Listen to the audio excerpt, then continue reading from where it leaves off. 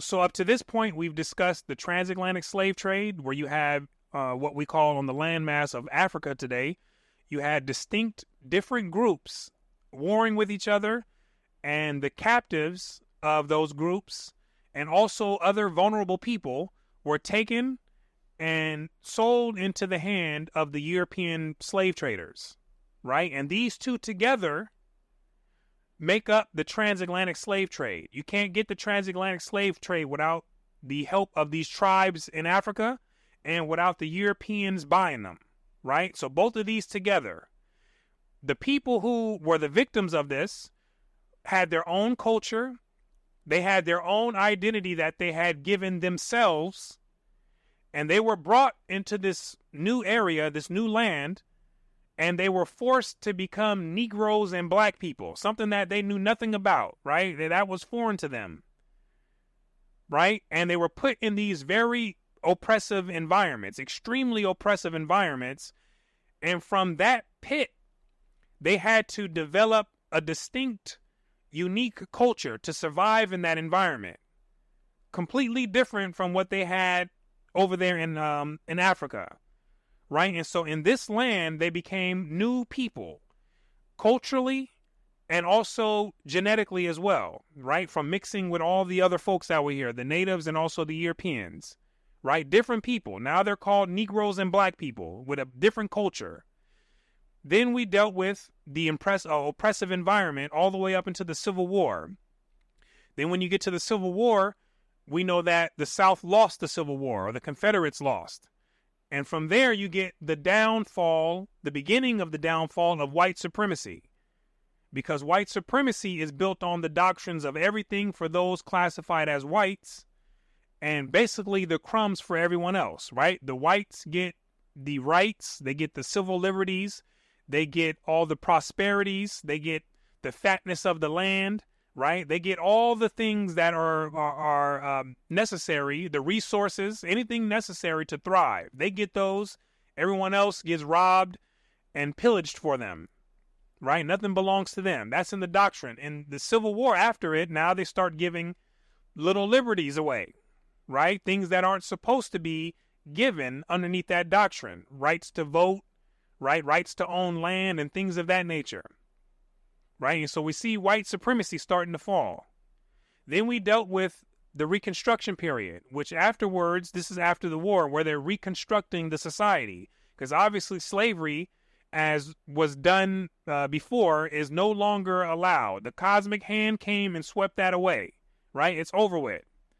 But the whites, they have a mentality at that point where they still want to hold on. So they're going to try to create little laws, the black codes, and just rig the society in such a way as to create slaves out of the newly freed people, but not the same type of slavery, a different type of slavery, forcing them into certain occupations, certain areas to live in, and things of that nature, right? They're trying to be slick about it. And now we're dealing with post this period of Reconstruction. And we're beginning with the Philadelphia Negro. We're following the mentality, the evolution of a mentality, and the evolution of a culture coming from blacks, and how they're dealing with these oppressive societies and circumstances that they find themselves in, right? And the result of those interactions and that combination, right? And so in Philadelphia, you had for decades prior to this period that we're dealing with, free blacks that had already been living in that area. Afterwards, you had little by little, and then eventually a rush of blacks come into Philadelphia. That, coupled with white bigotry, discrimination coming from the whites, oppression, heavy oppression coming from the whites, these two interact together to create the Negro problems of Philadelphia, right? And so what we're dealing with right now is a book called The Philadelphia Negro, and it was published in 1899 by Dr. W.E.B. Dubois, right? 1899. And Dr. Dubois was a sociologist and a historian, and he was commissioned by the University of Pennsylvania to basically conduct a study on the Negroes in the city their situation and their circumstance to find out the cause and the severity of it, right? And so this is what we're dealing with right now. And it gives a general understanding of the Negro issues in all the other cities that they went to, right? It's not an exact replica, but it gives a general understanding of what they went through as well. And so this is what we're dealing with right now. And so here we go. In Philadelphia, as elsewhere in the United States, the existence of certain peculiar social problems affecting the Negro people are plainly manifest, which means they are obvious to all those who have eyes. And it's not just in Philadelphia, but in other parts of the U.S. Here is a large group of people, perhaps 45,000, a city within a city, who do not form an integral part of the larger social group. At this point in 1896 to 1897, blacks made up less than 4% of the Philadelphia population. And at this time, there had been numbers of Negroes who were native to Philadelphia. And there had been an influx of Negroes from the South who constituted a great portion of the 45,000 Negroes in the city who did not form an integral part of the larger society in the city, right? And that's talking about both native and the newcoming Negroes. This in itself is not altogether unusual. There are other unassimilated groups, Jews, Italians, even Americans. And yet in the case of the Negroes, the segregation is more conspicuous, more patent to the eye, and so intertwined with a long historic evolution with peculiarly pressing social problems of poverty, ignorance, crime, and labor that the Negro problem far surpasses in scientific interest and social gravity most of the other race or class questions. So the Jews and Italians were also outside of the larger social circle. They had their own things going on. But the Negro separation was much more visible and historically tied, right? Now, the problems of the Philadelphia Negro were poverty, ignorance, crime, and labor. And so, in other words, not having enough resources, not knowing enough, breaking the law too much, and not having enough work. And he says these problems are of greater academic interest and have greater impact on the society as a whole than most of the other social issues, right? Furthermore, he asked the question, as we continue reading, of what the real condition of the blacks was, right? What type of people make up this group and what type of classes exist within it, right? And you can read that in the PDF that I have posted in the section below, right? But this is further things that are taking place within his study. And to give some additional background on Dr. Dubois' study, he went door to door to homes, churches, and public gatherings, and he interviewed nearly 5,000 people, according to an article on the University of Pennsylvania's website. So he was there with the people, and he wanted to see what the problems were, just as other people wanted to see as well, right? Let's keep going. To the average Philadelphian, the whole Negro question reduces itself to a study of certain slum districts. His mind reverts to 7th and Lombard Streets and to 12th and Cater Streets of today, or of St. Mary's in the past. This is the area on the map. This area is where many blacks used to live during this time that the book was published in 1899. And we can take a quick look to see how it looks today, right? We can see that it's relatively dense as far as the residential area is. It's got the narrow streets, which are typical of Philadelphia. And this is basically where they were. Continued and widely known charitable work in these sections make the problem of poverty familiar to him. Talking about the average Philadelphian who was familiar with this area back then. Some would come to provide charity and donations to the people of the neighborhood, and this brought them face to face with the Negro problems of poverty, right? They got to see it. Bold and daring crime, too often traced to these centers, has called his attention to a problem of crime, while the scores of loafers, idlers, and prostitutes who crowd the sidewalks here night and day remind him of a problem of work. Crime, prostitution, and people standing around on the streets doing a bunch of nothing, right? That's what many Negroes were doing in the city in the late 1800s. And I give them a break because most of them were not too far removed from slavery. And the whites were contributing to this by preventing many of them from working in certain areas, right? Now, that still doesn't mean that a person has to commit crimes, go out prostituting, and stand around all day. But I know that they were still extremely wobbly in the mind, so I find very little fault with them, right?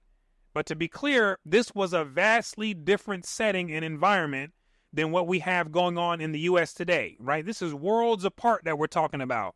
So let's be clear on that. Thus today, the Negroes are scattered in every ward of the city, and the great mass of them live far from the whilom center of colored settlement. The great mass of an early Philadelphia black population was on 6th and Lombard. Then they began migrating north in the city. But in the 1830s, you had German and Irish foreign immigrants that moved into some of these areas and put a halt basically to the migration of Negroes going up north in the city. And it forced them southward in the city. And going south, Dr. Dubois mentions that they encountered very poor homes and poor policing, the worst type of policing, which put a check on their migration going south in the city. And so they took Lombard Street and they went westward into the newer portions of the city in West Philadelphia, right? That's why he's referring to the Negroes scattered in every ward in the city, right? And today, there's still a high concentration of those who identify as black in the north, south, and in West Philadelphia, right? They're all over those areas. What then of this great mass of the population? Manifestly, they form a class with social problems of their own. The problems of the 30th Ward differ from the problems of the 5th, as the black inhabitants differ. In the former ward, we have represented the rank and file of Negro working people, laborers and servants, porters and waiters.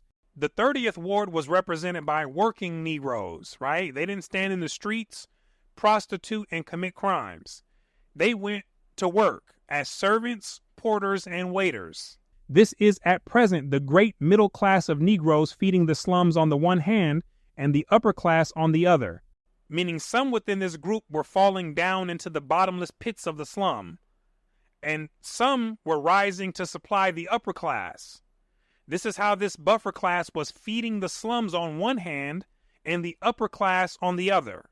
The best class of Philadelphia Negroes, though sometimes forgotten or ignored in discussing the Negro problems, is nevertheless known to many Philadelphians. The best class he's referring to would be those we would describe as having good morals, good values, and a good character in general, right? They make a certain level of income and they're academically educated.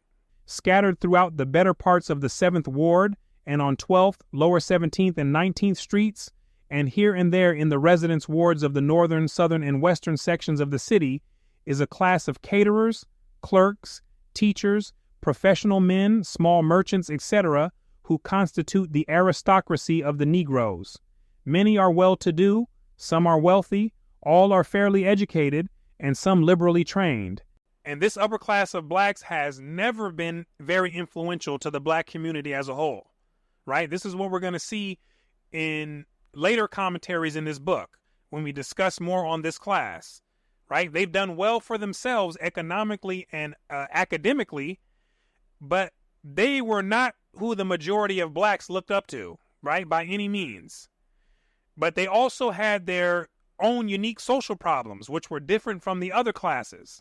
Here, too, are social problems differing from those of the other classes, and differing, too, from those of the whites of a corresponding grade, because of the peculiar social environment in which the whole race finds itself, which the whole race feels, but which touches this highest class at most points and tells upon them most decisively. So this is the introduction to this book.